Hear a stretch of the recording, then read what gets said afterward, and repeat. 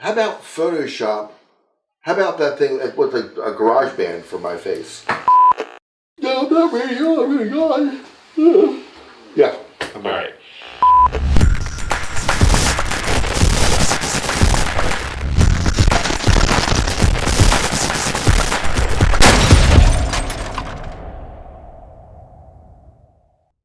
Hi, I'm John Callahan, the Garden Guru. Today we're going to talk about our favorite holiday traditions as it relates to Thanksgiving. And I have a guest today, Riley Callahan. She's my assistant and little flower child. So come along and we'll talk about our favorite holiday traditions.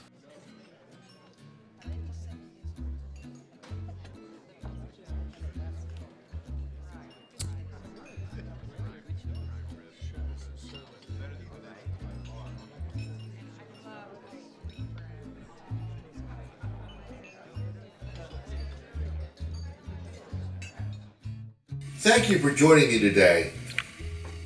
I'm excited to be here today and to talk about all the holiday celebrations and traditions that we've carried on. So, I'm excited to get into it. We're going to talk about holiday family traditions and how it relates to Thanksgiving and how it was before and what we're anticipating going forward. So, I know there's been a lot of discussion about this, bonfires and socially, well, not socially distancing, more physically distancing with a social overlay. Because the whole thing I think of the socially distancing is really stupid. Because you can't socially distance, you have to physically distance. I talked to a rabbi, or not a rabbi, he was a reverend, sorry. Oh God, sorry about that, we were a rabbi. Because that we might upset him. But anyway, he was amazing because he said that. He was like, you have to socially not distance, but physically distance for a time, and we'll all be together. Complete wordplay. But it's great because it changes the narrative when you talk about physically distancing as opposed to socially distancing, particularly around holiday time. This is where, but if you're not, everybody has their own bar, it's called their house, you know? Everyone has their own restaurant, it's called their house. Everybody has, and by the way, a tent is still, I believe, inside. You still have the same problem with proximity and airflow. I love everyone trying to increase their capacity by a tent. Still dangerous, still silly, and I love restaurants, but you know, at a time we're gonna have to kind of like tone it back. You know, so going forward, we just went through a little scenario where we just had our family up and had them outside, had a big bonfire, had a couple of them outside. Yeah, it was nice. It's difficult with the new dynamic with everything now, especially because it gets cold and it's too dark, so you have to figure out, your lighting scenarios and, how to keep your food warm, Eating it. Still being able to enjoy each other, so. Friction on your lips and your jaws maybe keeps the food warm. It goes down your throat. You have to eat faster. You have to eat a lot faster. It generates a lot of heat when you do that. Walking back and forth to the table, wherever the food table is, because you shouldn't. I like the way this is set up because you're looking past everybody, if you're casting all your germs to the middle of nowhere, which is great. We don't have masks on today, but it's because we live together, and we're kind of not doing much. So, but going forward, so like, what are some of the things you and Mom have been talking about? Yeah, well, I've actually been thinking that maybe for this time around, that maybe the electronic side of things would come into play more with the families. Yeah, we were talking about Zoom Thanksgiving, where you just sit. I guess everybody can sit their phones up on the table, and you can even Instagram it. But you can Instagram your deal, which is amazing. You see everybody, and everyone's got a smartphone or an Android or whatever, and instead of having all of them sitting around the table, you can actually drop their food off in a plate. Yeah. Sterilize the plate before you get it. Yeah, I've been trying to figure out, what is it that I'm going to be making for our dessert, and if we're going to be, making duplicates to share with the rest of the family. That way, we can still have the collective help of everyone in the food section, but not have to, be worried about being so close to one another when we're eating, and kind of having, I guess, just a separated experience, and talking about it afterwards, like what we liked, that kind of thing. Yeah, it's a different world. It's like even from a business standpoint, it's kind of crazy because like you look at like, decorating people's homes and stuff and how that might be a little bit difficult now when to bring a crew in. Right. Hanging lights outside one thing, but when you're hanging lights inside, you're not needed with COVID. And then like the same thing with the family and stuff. Like you're only like one. Honestly, it's kind of crazy because you're literally like one person away out of your circle who's been maybe touched by COVID, or that experience. So you really have to be careful going forward. In these times, and I think we're probably another year and a half by the time they realize, what they're doing with the vaccine and everything, and by the time they figure out how to give it to us, whether it's in our Fruit Loops, or our, Right. Our kibble, however we're gonna get it, it'd be great. So the masses get it. Maybe you're gonna inject it in the milk. You just do it in the milk supply. Everyone drinks milk. What about that? I know milk in it. So I know, like when I was a kid, so my dad would take us at holiday time after we got done working at the store, or in the process of working at the store, getting ready for Christmas and stuff. We would go down to Lexington Market and go to like Crondle's, which I discussed. We talked about that earlier. It was really kind of a cool tradition. My dad and I, we would go down to the market to go to Chinacari's, which was a Italian grocery store, and we would spend a lot of time downtown doing different parties and different stuff for the house, and I carried on the same tradition with you guys when you were little. Yeah, I remember the fruit slices, the Yep. candies, Yep. and all of that, and seeing like the different mints for I think it was around Christmas time. But I must have been like 5 at the time, so I just remember the plastic containers in the glass. Yeah, it was the hard candy they had at Crumble, which was amazing. They had like the reindeers that were just pure sugar, pure colored sugar, and then they had the best peanut brittle in town. They made it there fresh, and it had its own legs it came with because of the critters that were in the basement that were with it. I never experienced the critters. I just know that there were a lot there, and like I said earlier, had I known they made it there, I wouldn't have eaten. But it was a great experience because you go to Pollock Johnny's in the market. You'd walk by the horrifying meat hanging because they were skinned rabbits that were whole, hanging on the ceiling like of this place. And then you go to a cheese place. Did I mention there was a cheese place there? No, I Oh my God! didn't experience that. They would cut the cheese for you, would taste the cheese, and you would buy your cheese. It was kind of an amazing little time. But then you would go to the cookie place, and it was always like I got hooked on sugar from my dad because he was like a little elf. Thank you for that. Yeah, I mean, so you go to Reb's and you stand in line. It was the same ladies that were there up until they closed the market and moved everything back to Wilkins Avenue. I think that's where they're at. Same people. I mean, it was the same, and all these people like a line, and they would have 2 locations open up seasonally, and you would just sit there. And man, when you're a kid and you're at eye level, and all you're seeing, they have these like truffles that are covered in jimmies that are just, there's nothing like them in town. You can have, I don't care, Godiva chocolate is just the pits. But like, so I would go, and my father would get the mixed thing, my sister, Kelly would get the mixed boxes, so you get a 1 pound or a 2 pound box or whatever. Hell with that. Who wants to mix? You just want the damn little chocolate things that are in silver or gold, and then those truffle things that are just amazing. So I'm just remembering Sydney and how, with boxes of chocolate around the holiday season, she'll just take a bite out of each one and then place it and back we did that until too she because finds the one that she wants. Because no one wants the cherry flavored. No, it's just when you got a chocolate covered cherry, what a disturbing experience. It's not what you expect. Not what you expect. It's I'm shocking. always hoping for caramel. Yeah, always. I was hoping for marshmallow. Get strips down your mouth. I mean, I just don't understand all that. It's confusing. They never gave you schematics on what was not in. even like a little sheet, because they never actually put the ones in the box that are on the sheet. And then when you get the one that tells you what it is, not such good. There's nothing like a little bit of surprise when you're doing your chocolate, but if they map it out for you too much, it's too.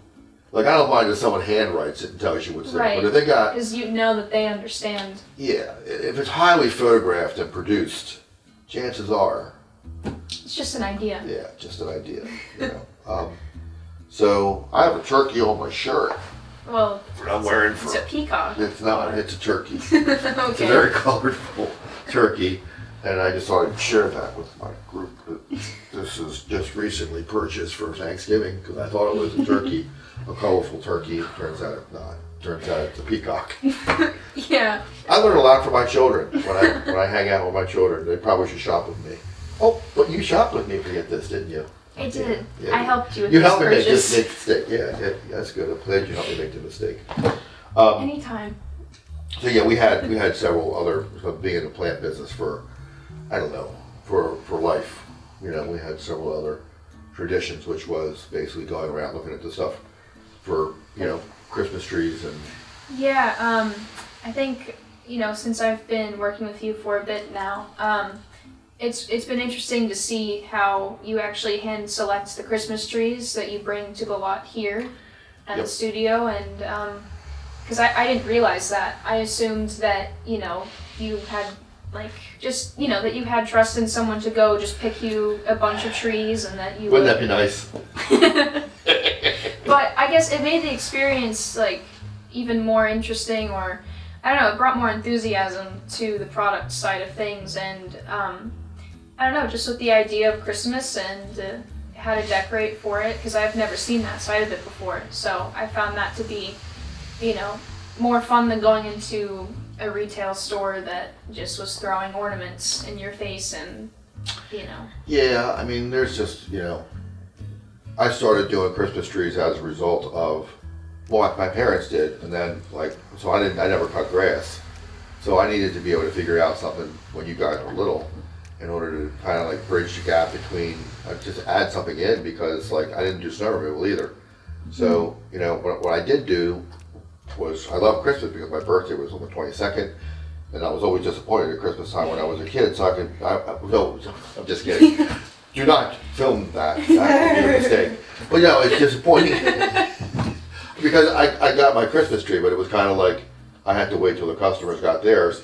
Oh. So, but then, like, when I did Christmas trees for other people, I always wanted the big cathedral trees, the 14-foot tall ones that I would install for them and stuff. So, you know, when you're picking them out and people charge you with the responsibility of picking their Christmas tree, and then you're going to go, and then you start putting lights on it, and then you start decorating them. And that's a big responsibility because, like, that's their family tree.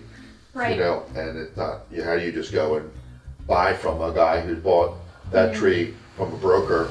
And it is a tradition because I remember anticipating, like I'm anticipating now, I go around and I start looking at trees in the farmers I've been cutting out for the last, 10 years. Most of the other places are gone, they're out of business, are now housing developments or, or they just stop growing trees because they can't get the labor to help them to do the production. So, go around and for the couple of hundred trees, can you imagine? A couple of hundred trees, they're all hand-picked, so, I think last year I let them go up and cut because I was sick. Yeah, I think it was 2 years ago that I walked with you the first time. Or, like, that I was able to, understand what was going on. Yeah, it gets overwhelming. The same thing happens when I go and do projects and stuff. We're doing, or a party or whatever, or a restaurant. You kind of like, when you're in that, like particularly Christmas trees, if you've ever been in a field full of snow and you get snow blind, you get blinded by trees because, like, some of the places we go, they're so incredible. They're so so pretty. Tall ones that I remember you picking for, I think, Chop Tank, right? Because that was huge. Yep. I remember you going, having to choose between these trees that had been there for so long and, making sure that they were well established. The mode of silence we have when we cut as it falls to the ground. It does make a noise. It's more of a whoosh. It's down. Then you drag the SOB to the truck. Great. I just, I usually make you fluff the tree for our, house at home. We hunt the artificial. Yeah, the artificial trees. There's a joy. Yeah, but I didn't realize last year when I did that with, Where? Here, for Bygone. That was my first time being hands-on like that, and I didn't realize how detailed you have to be about it, because it's easy just to pull the branches down and do it a little bit, but you really have to cover and make sure it looks very full and just fluffy, and I didn't realize that. Yeah, properly arranged tree or fluffed tree, or you buy the stuff from Front Gate, you buy the stuff from all the other companies and things, and you get this thing and it's gorgeous hanging on the railing of the picture, and then you get it and it's like this stiff matted thing. And then people don't realize that, like, they just like put it up that way, and it's like you go to their place and it's like, let me help you. Let me show you. You have to touch every stinking needle. Even the tiny ones. Even the tiny ones in between, because that in. gives you that little bit of volume that you don't even think about when you're buying a fresh thing, because it's there naturally. But now you got this thing processed, packaged in a box, shipped to you from Amazon, thrown on your front porch on top of everything else, crushed in the box. And now you got this thing that you have to kind of deal with. And yeah, it's a big job. So like you could spend, on an average 7-foot tree, you could spend 2-3 hours fluffing. That's how it felt last year, because we had, I think, there were a couple different sizes, but when you had all of them in here, I mean, I couldn't see the floor because I was assembling them piece by piece, and then having to figure out, okay, how am I supposed to lift this big, like the last part onto this tall monster? But it's so much easier dealing with an artificial, in a sense, than it is dealing with the live, because of the mess and stuff. I mean, so. And that's the other thing now too, is like, you know, everybody get their orders on quickly now. They probably, if you haven't ordered your tree artificial, chances are you're gonna be sold out of that too, like your Christmas tree, or your like your swimming pool and your hot tubs and all your other things, creature comforts, because like everyone now, your supply chains are screwed up and you're overbought, oversold. And there's also a lot of scarcity because people are just afraid to bring stuff in quantity, because you don't know what the market's going to be over the next, 6 months to a year. It's kind of creepy to think about that. Like there are holes in the markets now, crazy things. Nobody panic. I mean, there's a substitution for everything. Well, almost everything. Because you can't substitute each other, but you can substitute, what kind of potatoes you're eating and what kind of bacon you're getting, and all that kind of stuff. And that's really not much. I mean, it's really crazy when we get freaked out about toilet paper. Okay, whatever. You lost some toilet paper, so what? You can replace it with whatever. It doesn't matter. I mean, again, there's a lot of other opportunities to be hoarding paper towels and that kind of crap. So it's always, I think, interesting, what people get freaked out about. I think this year, especially, I feel like the focus, like as we get closer to the holiday season, I think it's about, appreciating what you have in front of you, as opposed to worrying about, what are you going to be able to buy for the people around you come Christmas time, or 100%. Yeah, 100%. I mean, it's not the message. I think the message should be changed. I mean, you spend all that time in stores, and anticipating the perfect gift, when in actuality it's just your time spent with the individual, not necessarily what you, particularly today, because it can change so quickly. Makes it even more important, Right. That time you're trying to worry about what, you're going to get that individual. You just have, not a text, a real conversation, texts are just annoying as hell.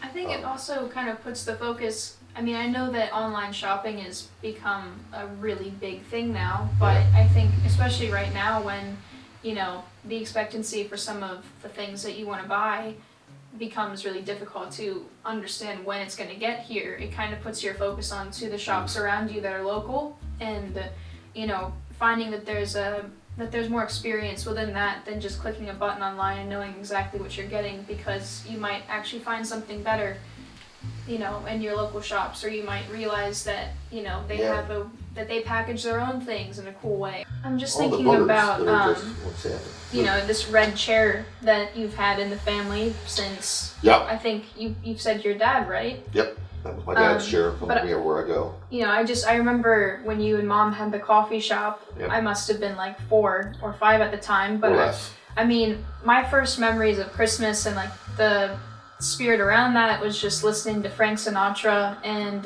kind of the smell of the cigar boxes that you had and the biscotti on the side with the ice cream and all of that. And those are like my fondest memories. I wanted to thank my daughter Riley for joining me today and discussing Thanksgiving and all of the joy and preparation this year and of the history. And it's been nice, combing back through memories around the holiday season and all of the other holiday endeavors with the businesses, the coffee shop and the store, don't forget Christmas trees, and the snow globe. So. disturbing. All the DIY crafts over the years. Thank you for watching. Like us and subscribe, and have a great Thanksgiving.